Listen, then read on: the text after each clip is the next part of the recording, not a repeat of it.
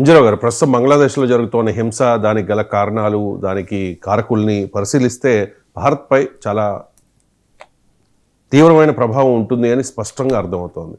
ఈ బంగ్లాదేశ్ విస్ఫోటనం వల్ల భారత్పై ఉండే దుష్ఫలితాలు ఏంటి? ఎస్ అండి, ఇప్పుడు బంగ్లాదేశ్ అనేది బంగ్లాదేశ్లో రగులుతున్న ఈ ప్రజ్వరిల్లుతున్న ఒక విస్ఫోటనం లాంటి అల్లర్లు అనేవి భారత్ని చాలా ప్రమాదంలోకి నెట్టేస్తున్నాయండి. అవి ఎంతటి ప్రమాదం అంటే అసలు బంగ్లాదేశ్ ఉనికి ఎలా ఉందో చూడాలి, గుర్తుపెట్టుకోవాలి. భారతదేశానికి 15,200 కిలోమీటర్ల ల్యాండ్ బౌండరీ ఉంటే అందులో 4,096 కిలోమీటర్లు, అంటే పాకిస్తాన్తో చైనాతో ఎక్కువ మనకు సరిహద్దు లేదండి, భూ సరిహద్దు. ఎక్కువ సరిహద్దు ఉన్నది బంగ్లాదేశ్తో 4,096 కిలోమీటర్ల ల్యాండ్ బౌండరీ. ముఖ్యంగా ఎన్ని స్టేట్లు అంటే 5 స్టేట్లు, ముఖ్యంగా వెస్ట్ బెంగాల్తోనే 2,200 కిలోమీటర్లతో అది కలిగి ఉంది. తర్వాత అస్సాం, మేఘాలయ, త్రిపుర, మిజోరాం, అంటే ముఖ్యంగా ఈశాన్య రాష్ట్రాలు తూర్పు భారతదేశం దాంతో సరిహద్దు పంచుకుంటున్నాయి. అదేవిధంగా ఇటు పాకిస్తాన్ లాగా ఏదో కొండలో పర్వతాలు నదులు ఉండేది కాదండి, ఇది ఒక పోరస్ బార్డర్, మొత్తం సమతలంగా ఉంటుందన్నమాట. అక్కడ Ganga, world's largest delta, Ganga Brahmaputra డెల్టాలో ఉంటుంది బంగ్లాదేశ్. అక్కడ సరిహద్దు రేఖను కూడా మనం సరిగ్గా గుర్తించలేని రాడ్ క్లిఫ్ లైన్ ఉంటుందన్నమాట. ఇప్పుడు అక్కడ విప్లవం వస్తుంటే అది భారత్లోకి ఉత్తును వచ్చేస్తుందండి. 1971-70లో పాకిస్తాన్ అక్కడ అల్లరి చేస్తే 1 కోటి మంది బంగ్లాదేశీలు ఇండియాకి రిఫ్యూజీస్ కాందిశీకులకు రావడం వల్లే భారత్ అక్కడ యుద్ధం చేయవలసి వచ్చింది. అటువంటి పరిస్థితిలోనే 1971లో. ఇప్పుడు మళ్ళీ అదే పరిస్థితి ఇక్కడికి వస్తుంది. చాలా దారుణమైన దుష్ఫలితాలు భారత్ మీద ఉండబోతున్నాయి. ఎందుకంటే 57 రివర్లు బంగ్లాదేశ్ సరిహద్దులో ప్రవహిస్తూ ఉంటాయండి. 57 అంతర్జాతీయ రివర్లు. ఎంతో ఆర్థిక బంధం ఉంది అక్కడ. ఒక విలేజ్ని డివైడ్ చేయడం అసంభవం. ఇంకోటి ఏంటంటే బంగ్లాదేశ్ ఇస్లామిక్ కంట్రీ అయినా అక్కడ 99% మంది ప్రజలు బెంగాలీ తెగకు చెందిన వాళ్ళు. భారతదేశంలో ఉన్న బెంగాల్, ఒక great Bengal, world's richest province అంటే ఒకప్పుడు అది ప్రస్తుత కాలిఫోర్నియా. బ్రిటిష్ వాడు పెద్దోడు ఏంటంటే ఆ బెంగాల్ని దోపిడీ చేయడం వల్లే. మరి అంతటి బెంగాల్లో ప్రాబ్లం అంటే అది భారతదేశం మీద చాలా భయంకరమైన దుష్ఫలితాలు ఉంటాయి.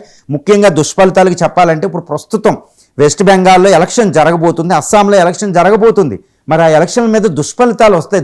ఎలా అయినా అక్కడ పెద్ద డీస్టెబిలైజ్ అవుతుందండి. తర్వాత నార్త్ ఈస్ట్ 7 సిస్టర్, ఇక్కడ కింద నుంచి చూసుకుంటే త్రిపుర, మిజోరాం, మణిపూర్, నాగాల్యాండ్, ఈ త్రిపుర, తర్వాత మేఘాలయ, అస్సాం, అరుణాచల్ ప్రదేశ్, ముఖ్యంగా మళ్ళీ సిక్కింతో కూడా ల్యాండ్ బౌండరీ. అంటే 7 నార్త్ ఈస్ట్ సిస్టర్స్తో ఈశాన్య రాష్ట్రాలు, సిక్కిం, వెస్ట్ బెంగాల్, వీటన్నిటి మీద ఈ ప్రభావం ఉండబోతుంది.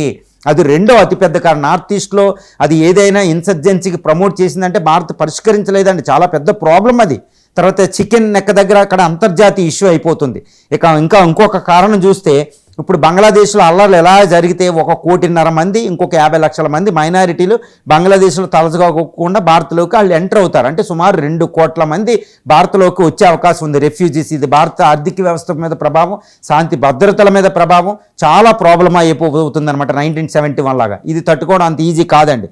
తర్వాత ఇంకో చెప్పాలంటే ఇది అతిపెద్ద దుష్ఫలితం ఏంటంటే మరో పాకిస్తాన్. ఇప్పుడు మా భారతదేశానికి పశ్చిమాన ఒక పాకిస్తాన్ ఉంది, అణ్వస్త్ర పాకిస్తాన్, ఇస్లామిక్ పాకిస్తాన్, ఒక టెర్రరిస్ట్ పాకిస్తాన్ ఉంది.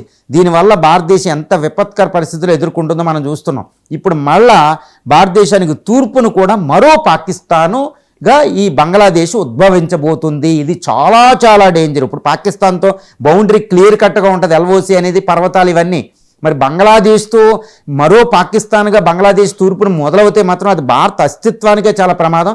అసలు ఈ టార్గెట్తోనే అక్కడ పాకిస్తాన్, చైనాలో అక్కడ ఇంకొక మరో పాకిస్తాన్గా, నయా పాకిస్తాన్గా బంగ్లాదేశ్ని మారుస్తున్నారు. ముఖ్యంగా ఇస్లామైజేషన్ చేస్తున్నారు. రెండోది ఏంటంటే ద్విజాతి సిద్ధాంతం, జిన్నా సిద్ధాంతం ఆధారంగా చేస్తున్నారు, షరియత్ చట్టం ఆధారంగా చేస్తున్నారు. అది చాలా పెద్ద ప్రమాదం. భారతదేశం లౌకిక రాజ్యంలో ఎంతో వైవిధ్యంగా ఉన్న చోట ఇంకో ప్యూర్లీ ఇస్లామిక్ రాజ్యం ఏర్పడడం అంటే అది మంచిది కాదు. దాంతోపాటు భారత వ్యతిరేక ఉద్యమాన్ని, ఇప్పుడు ఉన్న కొత్త జనరేషన్ జెన్జెడ్లో భారత వ్యతిరేక శక్తుల్ని నరాన నూరిపోస్తున్నారు ఇస్లామిక్ శక్తులు. చాలా ప్రమాదం. అదే ఎన్సిపి, ఈ హదీ మరణం, ఈ Gen Z movement, anti Indian movement, అది ఒక పెద్ద ప్లాన్గా జరుగుతుంది. దాని పరిణామాలు భారత్ మీద చాలా పెద్దగా ఉంటుంది. మళ్ళీ విభజన గాయాలు, బ్రిటిష్ వాడు పెట్టిన విభజన గాయాల్ని, ఈ రాడ్ క్లిఫ్ లైన్ని, వీటన్నిటినీ మళ్ళా పుండుని రెచ్చగొడుతుండడం ఇక్కడ కనపడుతుంది. ఇది చాలా పెద్ద ప్రమాదానికి దారితీయబోతుంది అనమాట. అంది రెండోది. తర్వాత ముఖ్యంగా ఏంటంటే ఈ బంగ్లాదేశ్లో ఈ అస్థిరత్వ పరిస్థితులు ఇలాగే కొనసాగితే ఈ బంగ్లాదేశ్ అనేది అంతర్జాతీయ సూపర్ పవర్స్కి ఒక అడ్డాగా మారిపోతుంది. ఇప్పుడు ఉక్రెయిన్లో ఎవరండి, ఇటు రష్యా పెద్ద సూపర్ పవర్ పాలిటిక్స్ కాదండి, ఆఫ్ఘనిస్తాన్ ఏమైంది సూపర్ పవర్స్ పాలిటిక్స్కి అయిపోతుంది. ఎక్కడైనా అస్థిరత్వం ఉందంటే సూపర్ పవర్స్ వచ్చేస్తే దెబ్బలాడుకుంటే బ్యాటిల్ గ్రౌండ్ అయిపోద్ది. ఇదే బంగ్లాదేశ్లో ఎలాంటి అస్థిరత్వం కొనసాగితే అక్కడ United states of America, China అక్కడికి అడ్డాగా మార్చుకుంటాయి. అది భారతదేశ సమగ్రతకి, సమైక్యతకి, ఐక్యతకి చాలా పెద్ద ముప్పుగా పరిణమిస్తుందండి. ఎందుకంటే అక్కడ చైనా, బంగ్లాదేశ్ అనేది చాలా కీలకమైన ప్రదేశంలో ఉంది. బే ఆఫ్ బెంగాల్ అత్యధికంగా అభివృద్ధి చెందుతున్నది, భారతదేశాన్ని తుదముట్టించవచ్చు అనమాట అక్కడికి వస్తే బంగ్లాదేశ్లో ఉంటే. కాబట్టి చైనా అక్కడికి వస్తుంది. ఇప్పుడు చైనా వచ్చిందంటే అమెరికా తన ఆధిపత్యానికి అది అక్కడికి వస్తుంది. రకాయన ఇలాంటివన్నీ మనం చూస్తున్నాం. కాబట్టి అంతర్జాతీయ శక్తులకు ఒక అడ్డాగా మారిపోతే అది భారతదేశ అస్థిరత్వానికి దారితీస్తుందో, ఆ శక్తుల ప్రభావం ఎక్కువైపోతుందో అంటున్నారు. తర్వాత ఇంకా ఏంటంటే భారత ఆర్థిక అభివృద్ధి ఇప్పుడు అద్భుతంగా అభివృద్ధి చెందుతుంది. ఇప్పుడే నక్సలిజాన్ని ఆపుతున్నాం, నార్త్ ఈస్ట్లో ఇన్సర్జెన్సీని ఆపుతున్నాం, మళ్ళీ వాటిని ప్రమోట్ చేస్తుందండి. ఆ తూర్పు India mineral belt, north east అనేది చాలా ఇంపార్టెంట్ భారత ఆర్థిక వృద్ధికి. 10% గ్రోత్. ఇప్పుడు బంగ్లాదేశ్ అస్థిరత్వం అనేది భారత ఆర్థిక అభివృద్ధికి పెద్ద ఆటంకంగా మారబోతుంది. అది చాలా అంటే భారత ఆర్థిక అభివృద్ధిని భారత అణచడానికి వచ్చిన ఒక పెద్ద దుష్ఫలితంగా బంగ్లాదేశ్ని మనం చెప్పుకోవచ్చు. తర్వాత దీంతోపాటు ద్విజాతి సిద్ధాంతం, ఈ ద్విజాతి సిద్ధాంతాన్ని ప్రమోట్ చేస్తే మళ్ళీ బ్రిటిష్ వాడు పెట్టిన విభజించు పాలించు, ఇది ఇస్లామిక్ రెవల్యూషన్ అనేది ఇక్కడికి వస్తే భారతదేశంలో కూడా అస్థిరత్వం దారితీస్తుంది. ఇప్పటికే భారతదేశంలో హిజాబ్ అని, తర్వాత ఈ హిందుత్వ పాలిటిక్స్ అని, సోకాళ్ళు ఇవన్నీ ఉన్నాయన్నమాట. ఇప్పుడు ఇస్లామిక్ ప్రోద్బల శక్తులు బంగ్లాదేశ్లో ఉంటే అది మొత్తం భారత ఉపఖండాన్నే అస్థిరత్వం పెడుతుంది, భారత ప్రజాస్వామ్యానికి కూడా అది ద్రోహం చేస్తుంది అనమాట. ఎప్పుడు సెక్యూరిటీ ప్రాబ్లం ఇవి వస్తాయి అనమాట. అందువల్ల ఇప్పుడు ఈ బంగ్లాదేశ్ ఈ బ్లోఅవుట్ అనేది భారత వ్యతిరేక ఇస్లామిక్ ప్రోద్బలిత ఈ బ్లోఅవుట్, ఈ అగ్నిగోళం అనేది మొత్తం భారతదేశం మీద చాలా తీవ్రమైన దుష్ఫలితాలను కలిగిస్తుంది అనడంలో ఎటువంటి సందేహం లేదండి.